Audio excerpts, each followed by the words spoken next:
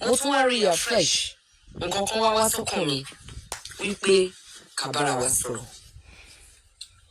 Ṣé mọ̀ pé story yìí wọ́n ní máa yìí pé pásítọ̀ ni mi ò mọ̀ mi mọ orúkọ ẹ̀ o mo ti gbàgbé orúkọ ẹ̀. Story yẹn ti ṣẹlẹ̀ ó ti ṣe díẹ̀. Ìyàwó ẹ̀ ó dẹ̀ ti ń bí àwọn ọmọ.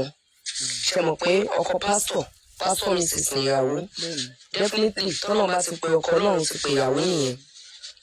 Nǹkan méjì tí mo fẹ́ sọ fún wa ń bẹ̀rẹ̀. Wọ́n ní ìyàwó ó ti bí àwọn ọmọ ó wà níbì kan ọkọ délé ọkọ ránṣẹ́ pé òun ti dé ó sáré wá pẹ̀lú oyún nínú. Wọ́n tiẹ̀ ní bóyá ọ̀sẹ̀ tó tẹ̀lé ìgbà tí kinní ìṣẹ̀lẹ̀ ni arábìnrin yẹ kó bímọ. Bí ìyàwó ṣe ń wọlé ọkọ fún lọ́rùn ó dẹ̀ fún lọ́rùn pa. Nǹkan àkọ́kọ́ tí mo fẹ́ sọ fún wa ni wípé ẹ má jẹ́ ká fi ayé ara wa ṣòfò mọ́. Ọlọ́run ní ọ̀pọ̀lọpọ̀ ìgbà la ń fi ayé ara wa ṣòfò kò ń ṣe àwọn tó kú nìkan wọ́n fi ayé ara wọn ṣòfò. Ṣé rí ọ̀pọ̀lọpọ̀ àwa tá a kú gan à ń fi ayé ara wa ṣòfò. Mo ń kó papọ̀ nítorí wípé oríṣiríṣi nǹkan ló ṣẹlẹ̀ sí ọ̀pọ̀lọpọ̀ àwọn èèyàn tí wọn lè lè bá mọ́. Èéfín lè wà o ríru ló máa ń rú o. Ọ̀pọ̀lọpọ̀ àwọn tí wọ́n ti complain fún mi especially àwọn obìnrin because ọkùnrin máa ń ní choices tó pọ̀. Ọkùnrin á ní oríṣiríṣi obìnrin lọ́wọ́ in fact nígbà tí obìnrin gidi gan bóyá ó kàn bínú kan ní time kan obìnrin gidi tó ń fẹ́ pé ó máa hùwà gidi nílé ọkọ ó máa ṣe nǹkan tó dáa nílé ọkọ ọkùnrin á kàn fi sílẹ̀ àfẹ́ lómi. Òun ló jẹ́ kí ọ̀pọ̀lọpọ̀ ọkùnrin gan kí wọ́n ṣe obìnrin fẹ́ mistake kékeré wọ́n á fi sílẹ̀ ìgbà tó bá máa fi ànágà wọn ló máa di tán fún wọn.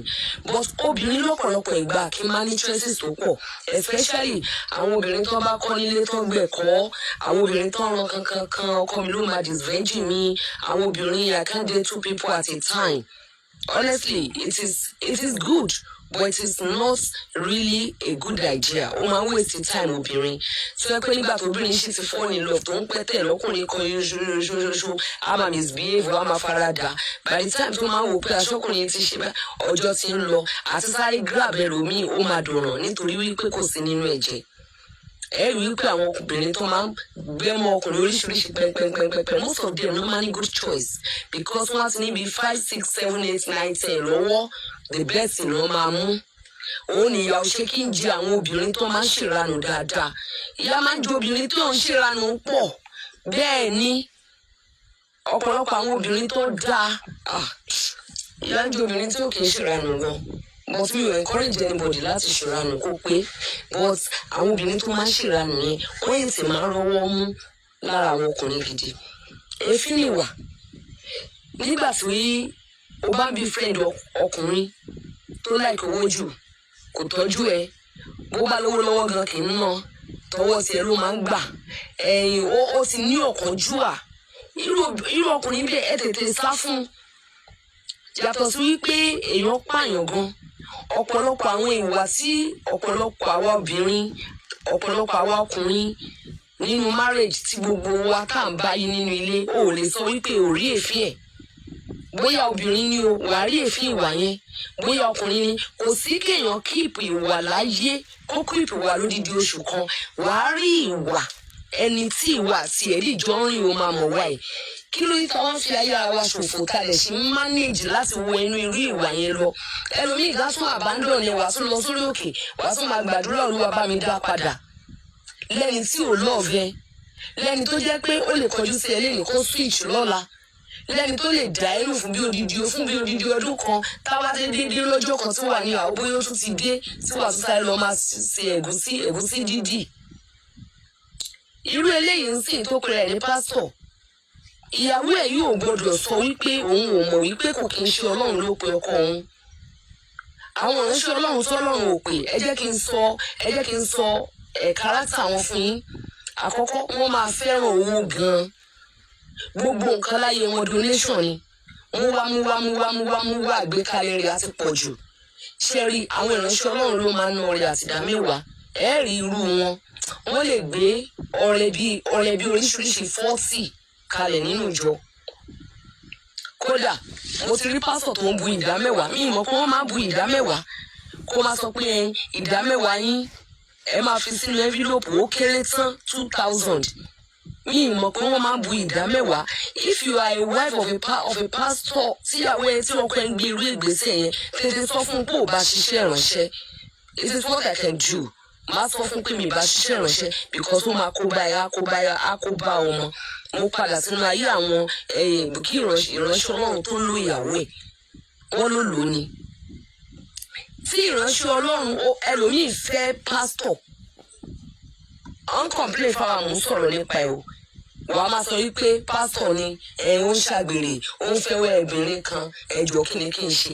Máa ń béèrè lọ́wọ́ ọ̀rọ̀ àwọn obìnrin yẹn pé ṣé Ọlọ́run kọ̀ọ̀kan yín ni? Ọlọ́run ò pé ọkọ yóò kí n ṣe pásítọ̀ náà. How can you be telling me pé pásítọ̀ ṣàgbèrè ó dẹ̀ sọ wípé ọkọ ìwọ̀n sọ pé kí ló fẹ́ ṣe ó fẹ́ solution ó lè rí solution náà because ìyẹn ò kí n ṣe pásítọ̀ òun gangan fúnra rẹ̀ need deliverance òun gangan fúnra rẹ̀ need láti dàtúnbí. Wàá máa sọ wípé ẹ̀hún bí friend pásítọ̀ kan ó lò níyàwó kan nílé tẹ́lẹ̀ ó dẹ̀ fẹ́ pé ó dẹ̀ bí friend ẹ̀ is that a pastor? Àwa máa misbehave sí ẹ wàá sọ wípé pásítọ̀ ó ṣe bákan sí ẹ. Èéfín ni wà ẹ̀yin tẹ́ ń bọ̀ lẹ́yìn tẹ́ ẹ sì kó sínú ẹ̀ ó dàbí ẹni pé ẹ̀yin lọ̀rọ̀ yìí máa wúlò fún.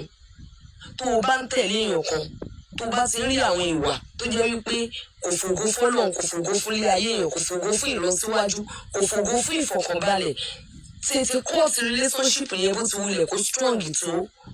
I'm telling you it is better not to have a crown than to have a thorn crown on someone's head. I'm telling you kó o dé fìlà kó o má tiẹ̀ dé nǹkan kan rárá kó o máa béèrè pé at 40 ò tí ì marry kó o sọ pé Ọlọ́run máa ṣe. Honestly tó bá lè yẹ kó o ra gbóyún ni kó o ra máa tọ́jú ọmọ yà single mother kó o jẹ́ single mother kó o má ládé lórí ó bẹ́tà ju kó o gbé adé ẹ̀gún sórí lọ o. Nínú marriage mi wọn kì í nọra wọn o ṣùgbọ́n nǹkan tí wọ́n bá yí ó bẹ́tà kó máa nọra wọn. Number 1 nìyẹn. Number 2 ọ̀pọ̀lọpọ̀ àwa èèyàn gan pàápàá a ti fi ẹ̀sìn kóra wa ní papamọ́ra.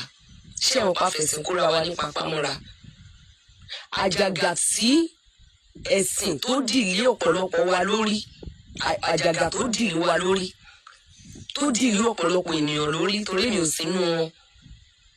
Ṣé mo wí pé ó ju àjàgà tí wọ́n ń gbé bọ̀ gan láti ìta tí Jésù ní kó sọ̀kalẹ̀ pé ẹrù òun di fífúyẹ́ pé àjàgà òun rọrùn. And it is not the Bible. It is not Christianity. I'm not talking about your religion. No. Torí mi fẹ́ wàhálà. It is not the Bible. It is not Christianity. Ìwọ fúnra rẹ̀ ló di àjàgà léra ẹ lórí. One lady was saying something. Mo sì fẹ́ wá mo fẹ́ play iṣẹ́ ẹ̀ kí n analyze ẹ̀ ni. Mi ò fẹ́ waste ẹ̀. Many people were just talking. All these things we're talking about, ṣó wà nínú Bíbélì ni? If they are introducing what is not biblical to you, why don't you just ignore? Gbọ́ kó ignore. Bó ti wulẹ̀ kó dánú mọ́ tó, kó gbọ́ kó ignore. Imagine a pastor using his wife and you are telling me Ọlọ́run ló pè ọ̀pọ̀lọpọ̀ àwọn ènìyàn ni wọ́n wà nínú church tó dẹ̀ ṣe ń complain about their pastor. Àwọn ìránṣẹ́ Ọlọ́run tó Ọlọ́run ò pè ọ̀pọ̀lọpọ̀ gan jọ́sìn lábẹ́ wọn. Ọlọ́run ẹ má jẹ́ máa waste ara wa mọ́. I've said it earlier. It is not about killing alone. You know, some people are some people are in their marriage. So it is even better they are used. It is better they are killed. Because wíwà láàyè wọn gan kò fi gbogbo ara jámọ́ kankan nítorí pé inú ayé kújújú náà wà. They are married, they are living lonely life. They are married, they are living, they are living as if they are the only one. No, I don't know. They are married, they are not happy. Their husband is not beating them, their wife is not nagging, and what they are coping with, in fact, ó ju gbogbo ẹrù sí Nàìjíríà rú lọ. Ẹ má jà máa waste ara wa because tá a bá ti wọ inú mo ti rí ọ̀pọ̀lọpọ̀ àwọn ènìyàn tó ń wọ inú marriage jù ayé ti waste lọ. Ẹlòmíì lóhùn ò bímọ. Woman kan bá mi sọ̀rọ̀ kò bímọ ti wà nínú marriage for the past 32 years. Ọkọ rẹ̀ ò dẹ̀ tẹ̀lé hospital kò tẹ̀lé dé hospital láti ṣe test rí. Bàbá yẹn lóhùn lọ ní. ó máa lóhùn lọ ní kò tẹ̀lé di hospital láti ṣe test rí ó máa lóhùn lọ. That means the man knows that something is wrong with him. Ó dẹ̀ ṣe keep obìnrin yẹn sí inú ilé láti jẹ́ kó pasán láyé. Ó kàn wọnú ayé obìnrin yẹn lọ láti kọ̀ bá láyé jẹ́, láti kọ̀ dá dúró sójú kan, láti kọ̀ bá tiẹ̀ mọ́rin. Kò tẹ̀lé lọ sí hospital. Ó dà ṣé tó bá sọ pé kọ́ ṣe kíní kan ní kó lọ sí hospital. Ó tún wá ṣe níbi wípé ìyàwó yẹn gangan ló tún náà wo everything tó bá lọ ṣe lọ hospital. Ẹ dúró, ṣé marriage nìyẹn? Ṣé inú ibi tí obìnrin yẹn wà yẹn ṣé kò ń ṣe inú dungeon ni? Ọkọ rẹ̀ ò kí ń nà o, kò ń gbá lójú o, kò ń ṣépè fún o, kò kí ń abuse ẹ o, kò bá nà ẹ̀ já o. Gbogbo nǹkan tó yẹ kó ṣe pátápátá ló ń bẹ nínú ilé wọn o, ṣùgbọ́n kò bá sáré ọmọ. Nígbà tọkùnrin ò bá báyàn sáré ọmọ tó o dẹ̀ ń wọ́ ọmọ, kẹ́ ẹ sì ẹjọ́ sáré ọmọ kẹ́ ẹ má rí bí tí ò ti ẹ̀bẹ̀ sáré ọmọ rárá. Ó dẹ̀ ń wò wípé pé báwo ló tún ṣe fẹ́ lọ tó lọ dẹnu kọ, ṣé wọ́n ló máa lọ dẹnu kọ ọkùnrin míì ni àbí kọkùnrin míì sọ wípé ó yá. That is àwọn tó decent. Obìnrin yẹn sọ fún mi wípé láti jọ́ tọkọ òun ti ń gorí òun o, òun ló dìs virgin ẹ̀, òun ọkùnrin mi ò ṣe òun láṣọ wòrí. Ọkọ dẹ̀ ni wọ́n ní kó ti lọ sí hospital for the past 32 years ó ti ń bá yìí. Ṣé ẹ mọ̀ wípé ó ṣe é ṣe kó jẹ́ pé problem tó ní nígbà yẹn wọ́n á ti bá wọn eradicate wọ́n á ti máa bímọ. Bóyá wọ́n ti sọ fún ní pé ó ní low sperm count lójú bá ń tì láti lọ sí ọ̀dọ̀ gynecologist. At the end of the day títí kìíní ò ṣe ní ṣe tún ṣe mọ́. Obìnrin yẹn wà bẹ́ẹ̀ ń sìn, obìnrin yẹn gangan tí mo sọ̀rọ̀ nípa ẹ̀ tí ń wọ 60. Yeah, ó ti ń wọ 60. It's like she was 58 when she was talking to me. Bóyá last year. So she'll be 59 now. Ó ti ń wọ 60 nínú marriage 32 years. Bóyá ẹ̀wọ̀ age ẹ̀ kó tó marry o. Ẹ̀wọ̀ age ẹ̀ kó tó marry, that should be like 27 years kó tó marry tí wọn ò dẹ̀ bá sùn rí. Ẹ bá jà máa fa ayé ara wa ṣòfò. Ẹ̀yin tẹ̀ ń bọ̀ lẹ́yìn gangan ni mo rí lè ń bá sọ̀rọ̀. When you are into a relationship with someone and ó wò wípé ìwà tẹni yìí wo ìṣe mo lè cope, cut it off. Ó bẹ́tà kó má marry, kó má tẹ̀ tí marry rárá. Tó o bá tí marry tẹ́ni tó bá fẹ́ bá dé, ó máa bá ẹ as a spinster. Ṣùgbọ́n ọ̀pọ̀lọpọ̀ gan ni ẹ jẹ́ pé ẹni tó yẹ kó fẹ́ wọn gan dé, wọ́n ti bá wọn nínú marriage. Wọn ò lè gba ìyàwó. Wọ́n dẹ̀ ń wọn mọ́ ni. Oríire dẹ̀rẹ̀ ọkọ tí wọ́n gangan dẹ̀rẹ̀ tó dẹ̀dẹ̀ yìí. Ó yá fún ọkùnrin láti lé ìyàwó jáde. Kò yá fọkùnrin láti sáré kò yá fọkùnrin láti sáré kó kúrò ní ọkọ. Ọkùnrin ló ní ilé, ọkùnrin ló ní gbogbo properties, ọkùnrin ló máa sanlé.